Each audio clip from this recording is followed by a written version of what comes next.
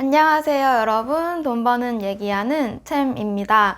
오늘은 드디어 구독자가 7만 명을 넘었습니다. 와, 이 영상을 보고 계신 여러분들 덕이라고 생각하고요. 오늘은 그래서 그동안 정보 전달을 하기 위한 영상들을 많이 올렸었는데 좀 개인적인 얘기를 해볼까 해요. 여러분들과 이제 비슷한 또래인 제가 경제적 자유를 이루고 싶어서 유튜브도 하고 주식 투자도 하고 부업으로 여러 가지 강의도 하고 이런 식의 활동을 하고 있는데 이 활동들을 통해서 제가 이미 막 부자가 된 건 아니지만 그래도 이런 방법들이 있다라는 걸 공유하면 어떤 분들께는 도움이 될 수 있을 것 같아서 오늘 이 다양한 수익 창출과 관련된 내용들을 정리해 보려고 영상을 준비하게 되었고요. 그럼 준비한 자료 보면서 얘기해 볼게요.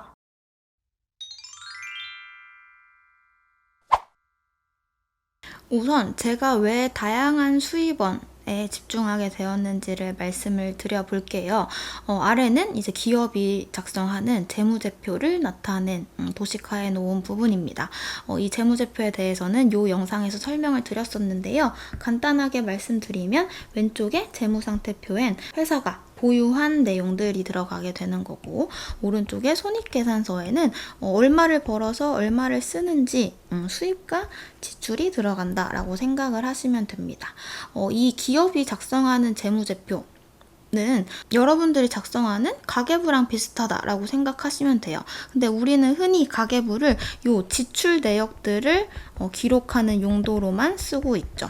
근데 실제로는 우리가 이렇게 수입 지출 관리를 하는 것뿐만 아니라 내가 이렇게 수입 지출 관리를 해서 남은 돈들을 어떻게 투자하고 저축해서 보유한 것을 늘리느냐까지 연결을 시키는 게 좋다라고 생각합니다. 그래서 왼쪽 같은 경우에 자산과 부채, 자본이라는 큰 계정으로 나눠지는데, 자산은 기업이 보유한 것 혹은 개인으로 따지면 여러분이 보유한 것을 의미해요.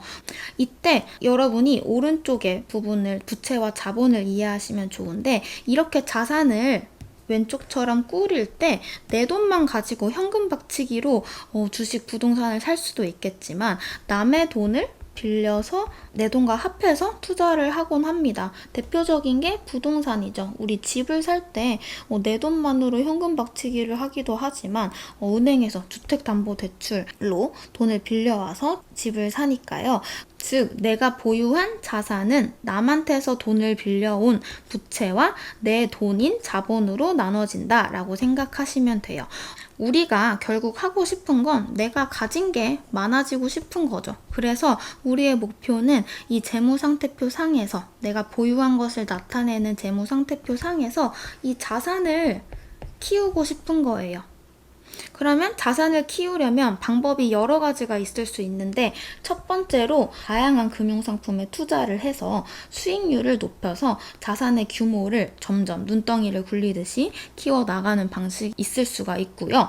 두 번째로 쓰는 돈을 줄이는 겁니다. 그러면 쓰는 돈을 줄이게 되면 내 매출, 일반적으로 여기 개인의 매출은 월급이 되겠죠. 그럼 내 월급이 고정되어 있는 상태라도 지출이 줄어들게 되면 내가 모을 수 있는 잉여자금 수익이 늘어나게 되고, 이 수익은 따박따박 내 돈 계정에 더해지게 되고, 자본이 늘어나게 되면 자산은 부채와 자본의 합이기 때문에 자산도 같이 늘어날 수 있게 되는 거죠. 마지막으로는 지출을 줄이는 게 아니라 매출에 해당하는 월급, 기타 등등의 내 수입원을 다양화하거나 월급 자체를, 연봉을 높이는 방법이 있을 수 있습니다. 보통 나의 매출을 늘린다라고 하면 연봉을 어떻게 하면 연봉을 높일 수 있을까? 올해 인센티브를 더 많이 받고 싶은데 라고 생각하는 분들이 있을 텐데요. 최근에는 월급 외에도 정말 많은 방법이 생겨나고 있다라는 거고, 이 세 가지 카테고리 중에서 저는 개인적으로 첫 번째, 세 번째 방법에 집중을 하고 있는데요. 사실 우리 부모님 세대 때만 해도 이 자산을 늘리는 것, 예적금 이자율만 10%, 20% 두 자릿수에 달했고요.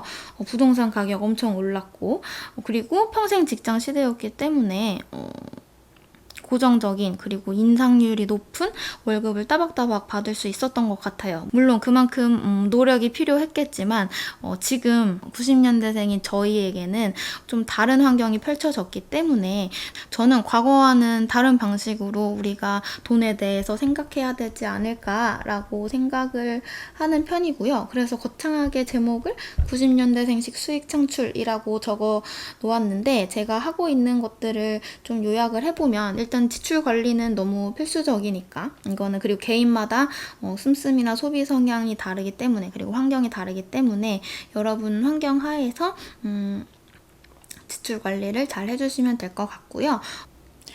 자산 수익률을, 투자 수익률을 높이기 위한 여러 가지 재테크 방법 경험하기에 대해서는 주식이나 ETF를 통한 자산 배분이나 배당주 투자나 테마주나 이런저런 것들을 직접 경험해보고 나랑 맞는 방법인가를 판단을 하는 게 중요한 것 같아요. 근데 사실 이런 재테크를 통해서 이 종잣돈이 작은 우리 90년대생들은 큰 돈을 벌기가 참 힘든 것 같아요. 그래서 일단은 이 종잣돈을 불려 나가는 게 중요하다라고 생각해서, 저는 사실 허리띠를 졸라매는 것보다 그만큼 더 벌면 되지라고 생각을 하는 사람이기 때문에, 이 수입원을 다변화하고 그리고 근로소득을 높일 수 있는 방법이 뭐가 있을까라는 것들을 고민을 많이 했고, 특히 이 수입원에 대해서는 지속 가능한지 가 가장 중요하게, 결정에 있어서 가장 중요하게 작용을 했던 것 같아요.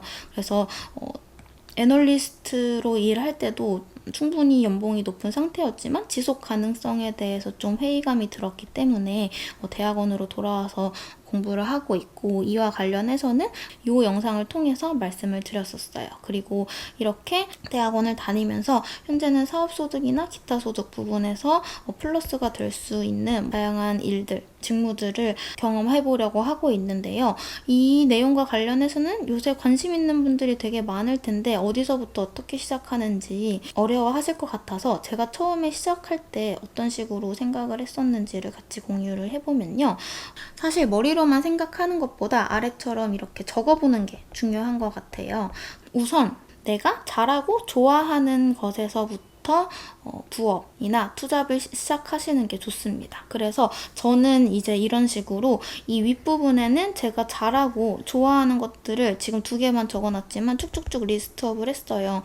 취미로 양초 만들기 같은 거나 혹은 이제 손을 써서 하는 취미생활에 되게 관심이 많았는데, 그거는 좋아하는 거지 잘하지 못했기 때문에 저 아래 후순위에 있었고, 개인적으로는 직업이 재테크 쪽 주식 관련된 일이기도 했고, 친구들이 물어보면 이거에 대해서 설명해주는 것들도 굉장히 좋아했기 때문에 재테크라는 재료를, 저의 부업 재료를 가장 1순위로 생각을 했었고, 그 외에 엑셀이나 코딩 같은 프로그램을 다루는 것을 2순위로 삼았습니다. 그리고 이렇게 재료를 잡았으면 이거를 어떤 방향으로 발전시킬 수 있을지를 이렇게 정리를 해보았는데요. 이제 윗부분에 있을수록 약간 취미로 쉽게 가볍게 시작을 할 수 있는 것 같고, 아래로 갈수록 본격적인 사업의 영역에 해당한다라고 생각을 해요. 그리고 각각의 이제 항목에 대해서 제가 가장 중요하게 생각을 했던, 앞으로 내가 이거를 지속할 수 있을지, 제가 대학원 다니는 동안만 이 부업을 할 수도 있겠지만 투잡이 가능한 직장에 들어가게 돼도 계속 유지할 수 있는 일인지를 체크를 해서 이렇게 평점을 매겨서 우선순위를 뽑게 되었습니다.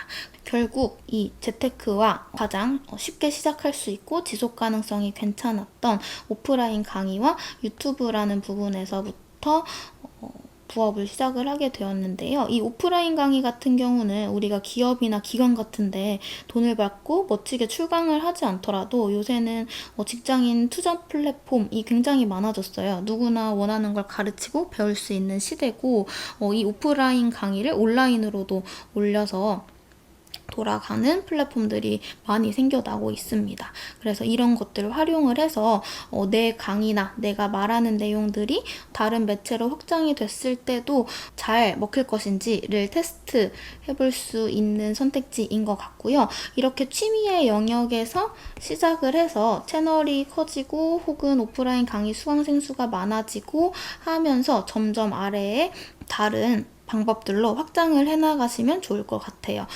아래의 방법에 대해서도 이제 개인적으로 제가 생각하는 우선순위를 별점을 매겨서 뭐 이런 기회들이 왔을 때 우선순위가 높은 것들은 바로바로 잡아서 좋은 기회를 얻을 수 있도록 미리 좀 고민을 해보시면 좋을 것 같고요. 저는 여기 이제 재테크라고 적어놨지만 여기에 꼭 이런 뭔가 멋져 보이는 것들이 들어가야 하는 건 아닌 것 같아요. 그래서 뭐 옷 입는 걸 좋아하신다, 쇼핑하는 걸 좋아한다, 이런 식의 취미 활동이나 아까 말씀드렸지만 뭐 향초 만들기를 좋아하고 베이킹을 잘한다, 요리를 좋아한다, 이런 취미도 충분히 왼쪽과 같은 영역으로 연결을 시킬 수 있으니까요. 여러분이 정말 수입원을 다변화하는 데 관심이 있으시다면 이렇게 리스트업을 해보시고 가장 내가 승산이 있을 것 같고 지속 가능성 혹은 시간 투입이 적어도 효율을 낼 수 있는 매체를 통해서 시작을 하시고 이런 활동들을 실행에 옮기시는 게 중요한 것 같습니다. 앞으로 기회가 되면 제가 해본 부업들 정말 많은 강의를 들으러 다니고 여러 가지 것들을 해봤는데 이 경험담 후기도 기회가 된다면 여러분들과 공유하도록 해볼게요. 네, 오늘 준비한 부분은 여기까지고요. 다음에도 좋은 컨텐츠로 찾아오겠습니다.